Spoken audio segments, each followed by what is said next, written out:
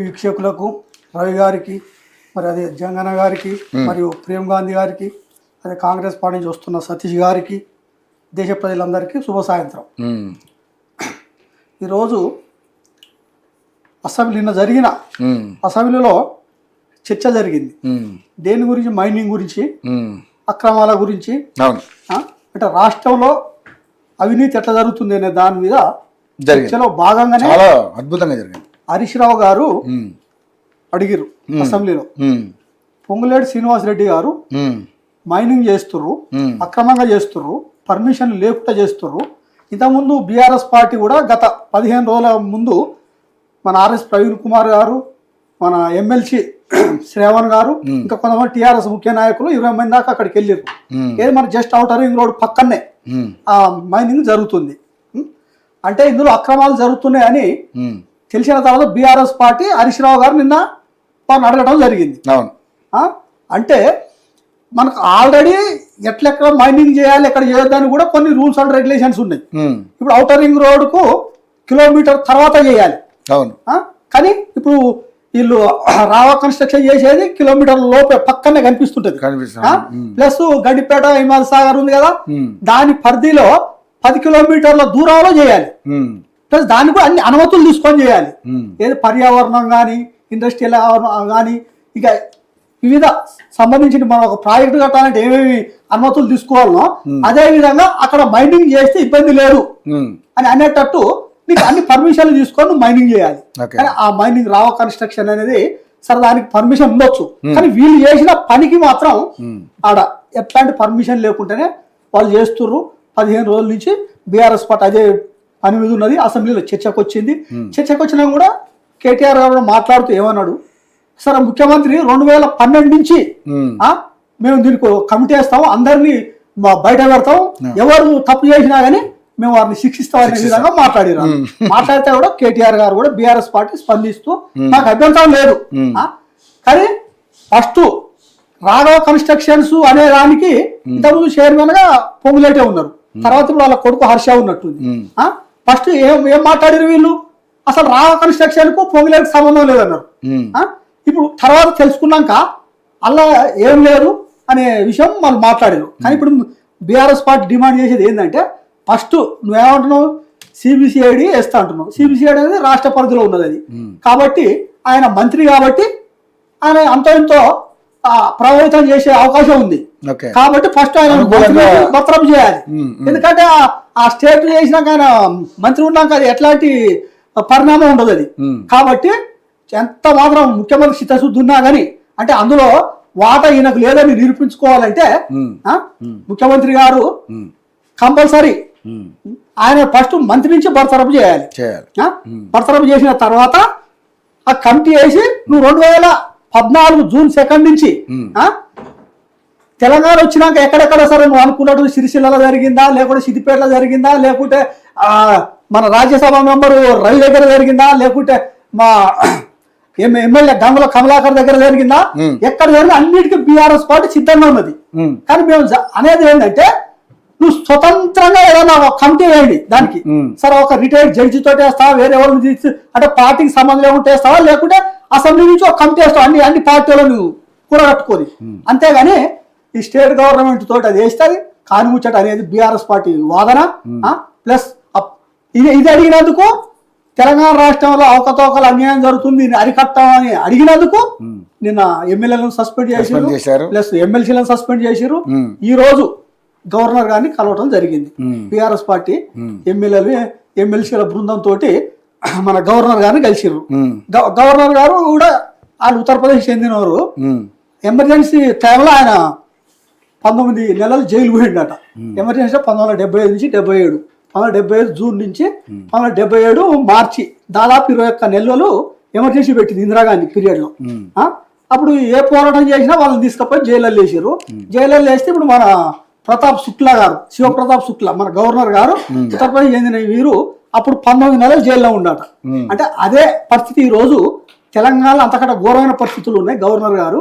కాబట్టి దయచేసి దీని మీద విచారణ జరిపి మాకు ఎట్లాంటి అభ్యంతరం లేదు. తెలంగాణ వచ్చిన కాంచి ఇప్పటి వరకు ఏ మైనింగ్ అయినా, ఏ అక్రమాలైనా, ఏ అన్యాయం జరిగినా కానీ ఏ పార్టీ చేసినా కానీ దానికి మేము మా పార్టీ చేసినా కానీ బాధ్యులం మేము. ఇంతకుముందు మా పార్టీలో కూడా ఈటా రాజేంద్ర లాంటి వాళ్ళు ఉన్నప్పుడు కూడా కొన్ని భూముల అక్రమం జరిగిందని తెలిస్తే కూడా అప్పుడున్న ముఖ్యమంత్రి గారు వారి మీద కేసు పెట్టిర్రు, ఆ మంత్రి పదవి తీసేసిర్రు.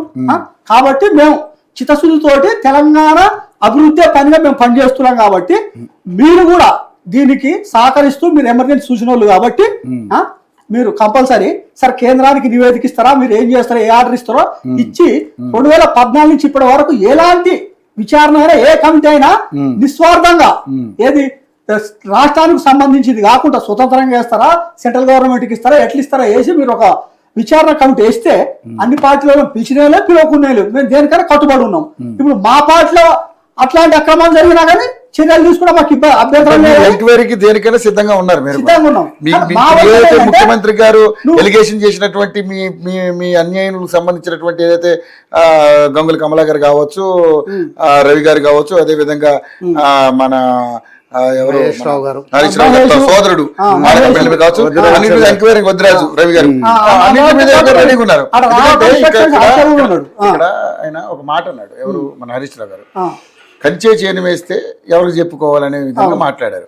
రక్షకులే భక్షకులు అయిపోయారు. ఇక పాలనంత విధంగా 111 జీవోలో ఏదైతే ఉన్నటువంటి పరిధిలో కూడా మైనింగ్ మాఫియా జరుగుతుందంటే ఇది కేవలం మంత్రి గారు అండదండలతో జరుగుతుంది, మంత్రి గారే చేస్తుంటే ఎవరు చెప్పుకోవాలి, ప్రజానికి ఎవరి దగ్గరికి పోయాడు. నిజంగా అటువంటి పరిస్థితులు ఉన్నప్పుడు మరి మీరు ఎందుకు ప్రతిపక్షంలో ఎందుకు దాన్ని నిలదీయలేకపోతున్నారు గట్టిగా? అది కేవలం ఇక్కడే కాకుండా మీరు నిన్న విషయం కాదు, గత నెల రోజుల నుంచి దాని మీద వర్కౌట్ చేసినాం. వర్కౌట్ చేసినాక 15 రోజుల కింద ఏది 5వ తారీఖు దాదాపు 20 రోజుల కిందనే మా ప్రవీణ్ కుమార్, శ్రేవణ్ గారు ఇంకా 20 మంది దాకా అక్కడికి వెళ్ళి చూడటం జరిగింది. అది అక్రమంగా ఉన్నదని తెలుసుకొనే నివేదికని తీసుకున్న తర్వాతనే నేను హరీష్ రావు గారు దాని గురించి మాట్లాడడం జరిగింది. ఇప్పుడు మేము చెప్పేది ఏంటంటే ఈ తెలంగాణ రాష్ట్రం వచ్చుడుకు ముందే రాఘవ కన్స్ట్రక్షన్ అనేది అది ఒక మాఫియాగా పనిచేస్తుంది. ఎక్కడైనా వాళ్ళు కన్స్ట్రక్షన్ ఏ ఫీల్డ్ అయినా ఎక్కడ పెట్టినా ఏ ప్రభుత్వంలో ఉన్నప్పుడు ఏమైతుందో ముఖ్యంగా ఇంతకుముందు ఒకప్పుడు ఈ కాంట్రాక్టర్లు, ఈ బిజినెస్ మ్యాన్లు ఉంటే ఏదన్నా ప్రభుత్వంతో పని ఉంటే వాళ్ళు పని చేయించుకునేది. కానీ ఏమైందంటే ఈ రోజు బిజినెస్ మ్యాన్లు, కాంట్రాక్టర్లు అంతా పొలిటీషియన్లు అయ్యారు. ముఖ్యంగా ఇప్పుడు ఈ మన శ్రీనివాస్ రెడ్డి గారు, పొంగులేటి గారు, ఫర్ ఎగ్జాంపుల్ శివాన కూడా ఉన్నది. శివాన కూడా మన ఇబ్రాహీంపట్నం పక్కన ఈ మన మునుగోడు నియోజకవర్గం మధ్యలో శివాన కూడా ప్రాజెక్టు కేసీఆర్ గారు వచ్చినాక అక్కడ మొత్తం ఫ్లోరైడ్ వాటర్ ఉన్నది. మునుగోడు ముఖ్యంగా మునుగోడు నియోజకవర్గ ప్రజలకు మంచి నీరు, సాగునీరు, తాగునీరు ఇంకెక్కువ అందియాలనే ఉద్దేశంతో సరే తాగునీరు ఇస్తున్నారు. కానీ ఇంకా ఎక్కువ నీరు వాటర్ ఇవ్వాలని కృష్ణా నుంచి తీసుకొని ఇవ్వాలని 18 TMCలతో శివానగూడెం ప్రాజెక్టు రాఘవ కన్స్ట్రక్షన్కే ఇచ్చారు. వర్క్ దాదాపు 90% జరిగింది. ఇప్పుడు కాదు, 2022 మునుగోడు బై ఎలక్షన్లు ఉన్నప్పుడు మేము కూడా పోయి చూసినాం.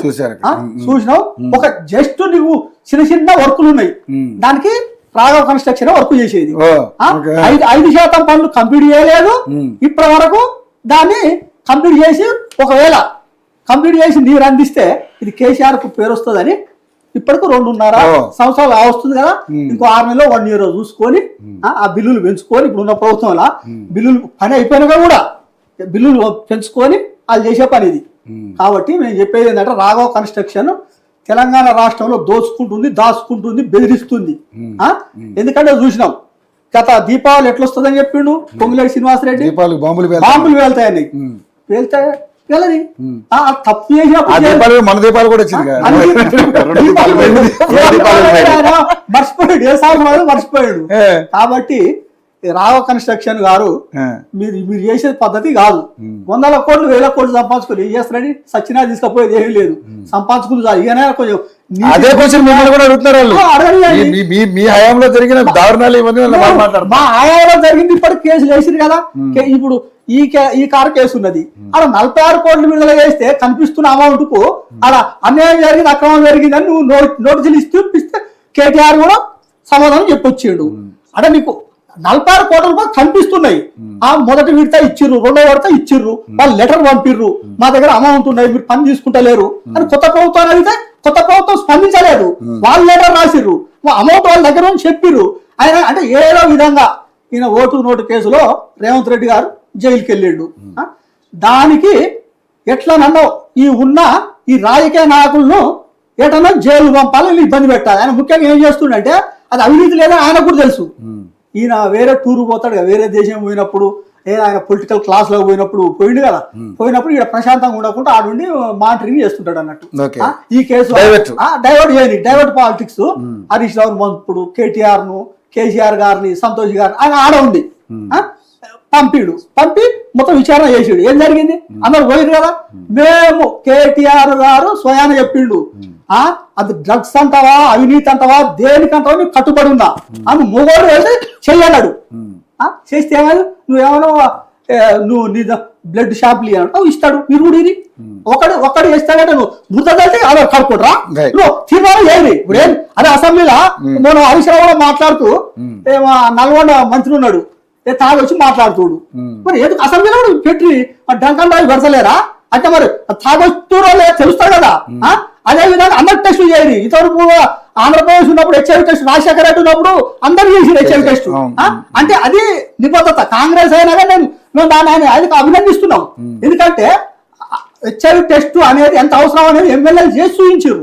అదే విధంగా మన రాష్ట్రంలో డ్రగ్స్ రూపుమాపాలని అంటున్నాం. సరే దేశంలో రూపుమాపాలని అందరూ కోరుకుంటున్నారు. అసలు డ్రగ్స్ ఎంటర్ అయింది మీ ప్రభుత్వం అంటున్నారు కదా సార్. ఏమంటున్నావు? కేటీఆర్ వాడుతున్నావు మీరు అంటున్నావు. ఆయన ఏమన్నా నాకు ఎంటుక కావాలా రక్తం ఏది కావాలా ఇస్తా అంటుండు.